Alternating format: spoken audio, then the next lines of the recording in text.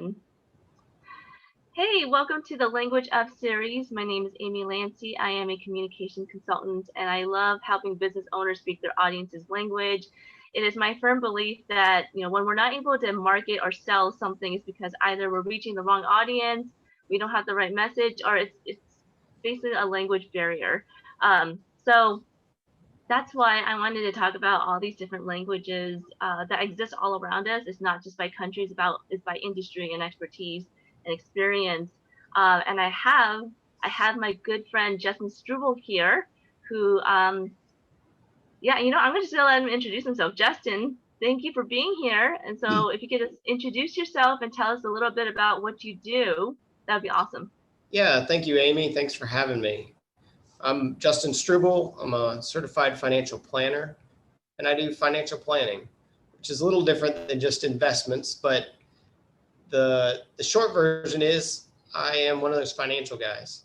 But I love the planning piece, which I think is starting with a big picture and then fine-tuning it as you go into investments or insurance needs or goals planning or concerns. It's a much broader topic than saying, hey, here's some money, go invest it. Yeah, absolutely. Absolutely. And that's why we're talking about the language of wealth today. And I'm curious, Justin, when I first talked to you about this series, why did you pick the word wealth instead of money or investing? Well, I think the word wealth means more than just your budgeting. It means you have investments. It's your net worth is another way of saying it. And what I like to say is money attracts money. Yeah. It's not a mystery. You go work hard, save some money, and it grows. The money will grow itself. I'll put something up on the board behind me real quickly just to kind of put things in perspective. If you guys can see it here. Yeah, absolutely. Go for it. But when you start out, your first job, you have $0. Yes. And you start saving, and the account value goes up and up and up, almost exponentially. Yeah. Hopefully it's earning money and you're putting more money into it. Now you might hit a phase in your life where you're stopped putting in for whatever reason, but you've got this account balance and it's going to keep growing over time because your money is growing. It's invested. It's going to earn a return for you. And so that's going to be a slower rate, but still going up in value over time. And then you typically enter a retirement phase where you're drawing money out of this account.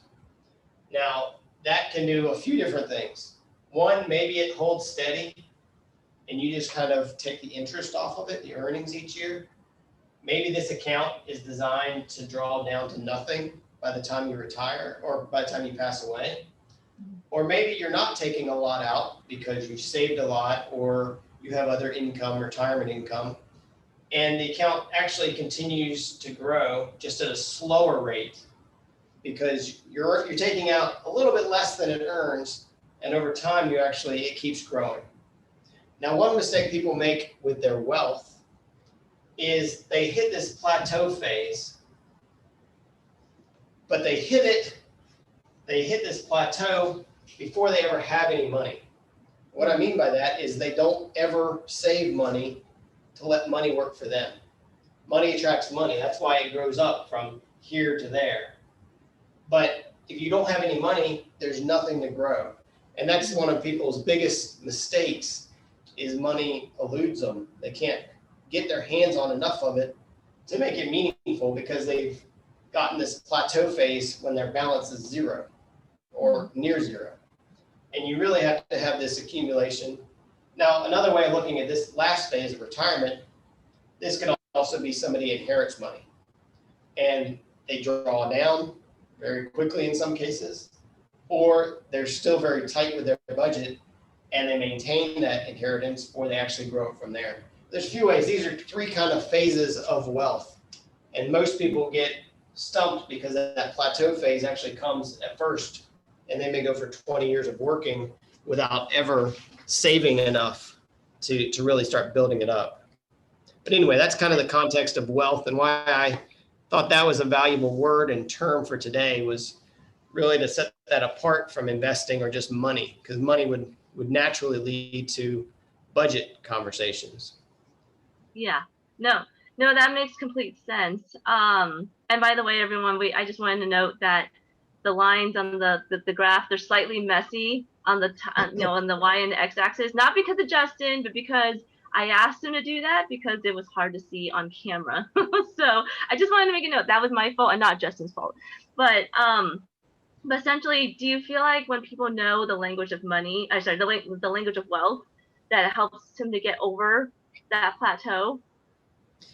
Yeah, I think it does, because it works differently. When Mhm. you're just talking about your spending or your income, it's a very different conversation than talking about a net worth or your wealth. What is your wealth done this year? Is a question of what's your money grown or dropped over the year, as opposed to did I make an income and did I spend too much or too little this year? And that Yeah. conversation is very different for everybody.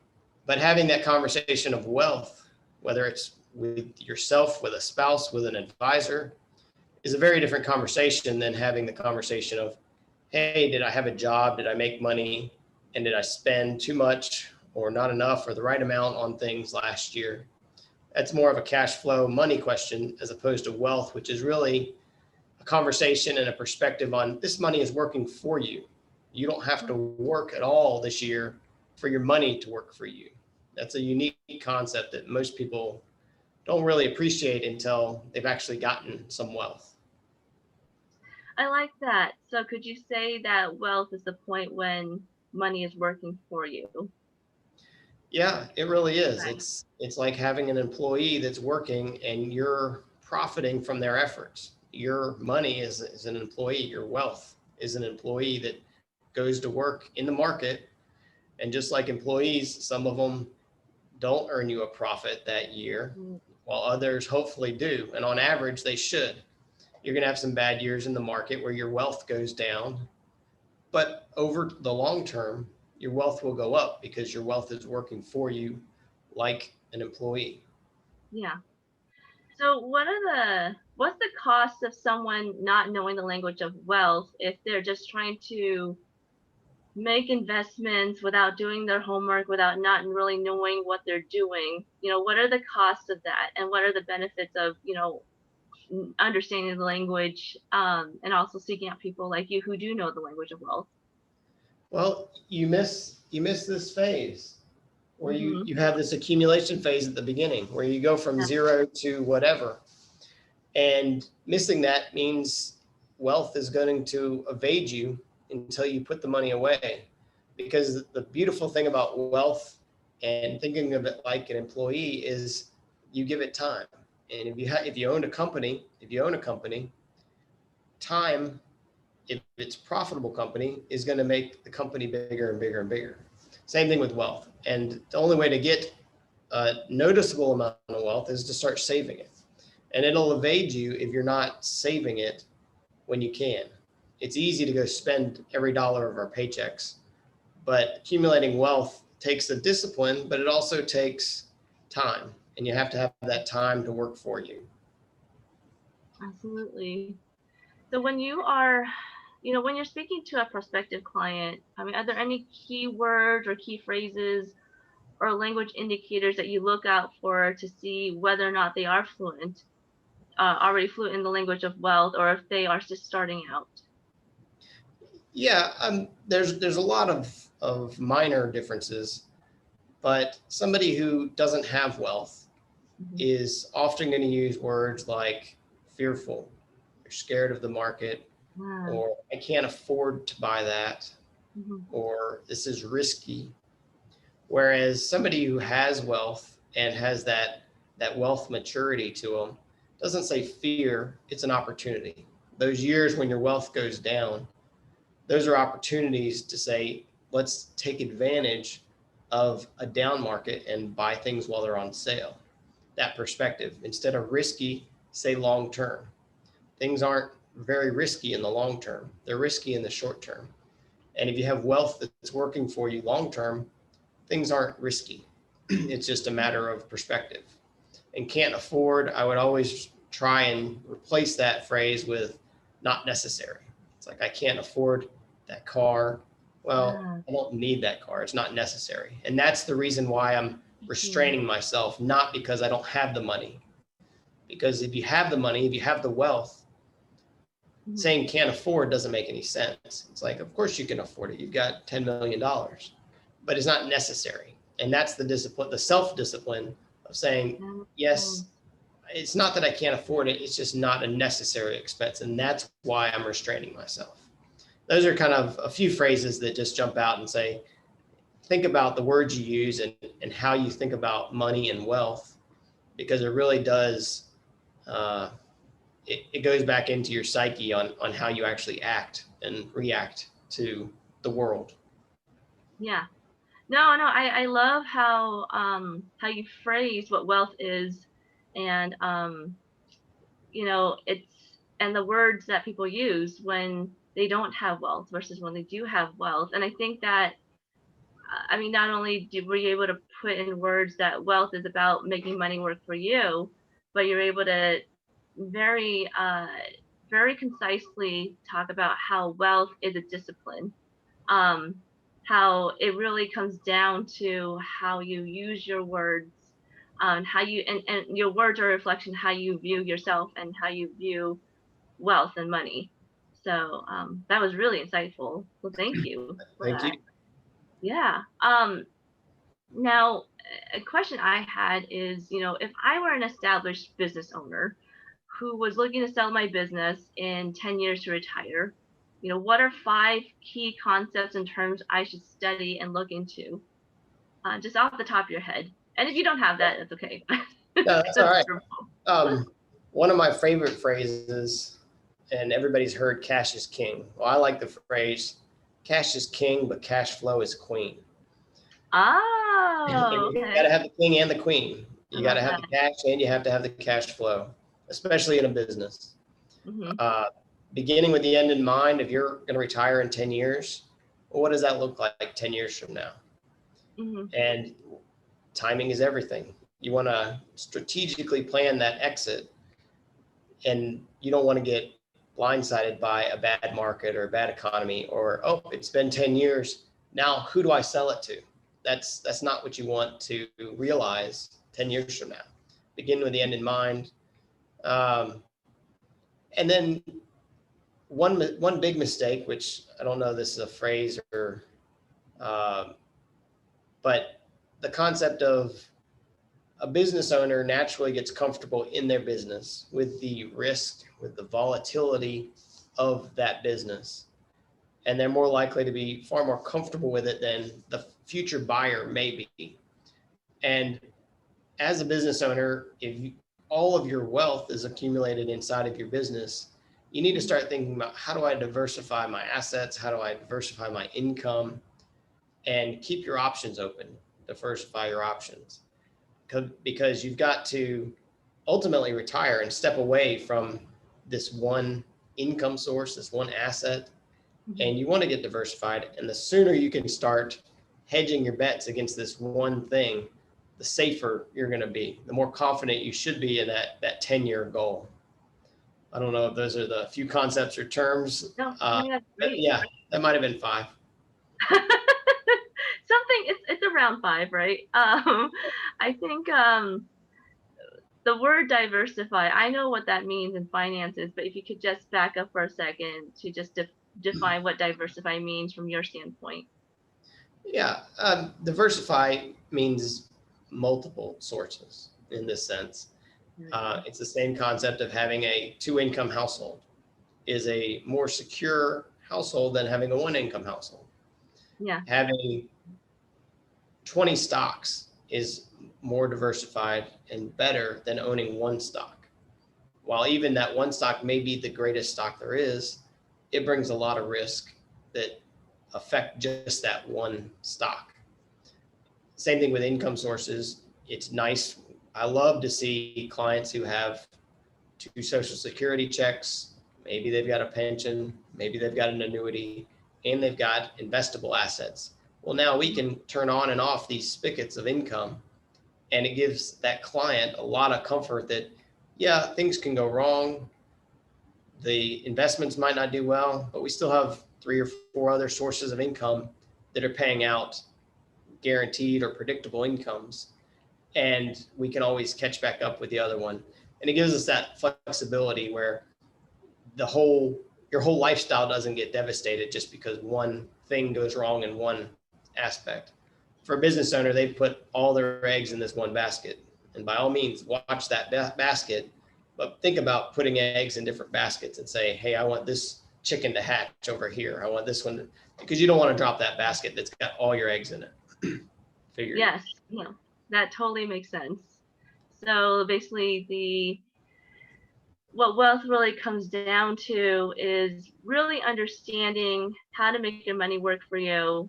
It's a discipline, and it also takes a lot of knowledge to know what to do with it, such as diversification. Um, so it sounds like that's extremely needed for people like you are extremely needed. That's what I mean. So, because a lot of us don't know how to make our money work for us. A lot of us don't know the language of wealth. Well, Now, how? Yes. the discipline of wealth, of thinking like that, thinking as if you have wealth, has to come before you have wealth. We've all heard the stories Yeah. of someone wins the lottery and they're broke in 3 years, 5 years. Yeah. And it's not because somebody scammed every lottery winner. It's because they don't have a wealth mentality. You get $1 million or $100 million in the lottery, most people are going to be insufficiently prepared mentally for what to do with that money. Now, a lot of people would say, well, if I got an extra $1 million, I'd be okay. And I would probably argue that you're probably going to be okay right now anyway, because you probably have the cash flow, the budgeting, and this $1 million will simply accelerate your financial intelligence and stability. Whereas most people that win the lottery end up without any financial intelligence, in the sense that this wealth is going to get squandered and spent and wasted. They're not going to realize. They'll buy the car, the house, the cool stuff that we all want, but they're going to do it and not realize that then there are still expenses that come along with it the next year and 10 years later. And they end up losing that wealth because they don't have the wealth, speak the language of wealth before they actually have the wealth. And you have to earn it. No, that absolutely makes sense. I mean, it's not like you come across, I mean, sometimes people can have suddenly a big inheritance and then, need to figure out what to do with it after, once that happens. But not too often do we just have money and then suddenly have to learn the language of wealth. It's like we had to have learned some of it in order to get that wealth in the first place. So that totally makes sense.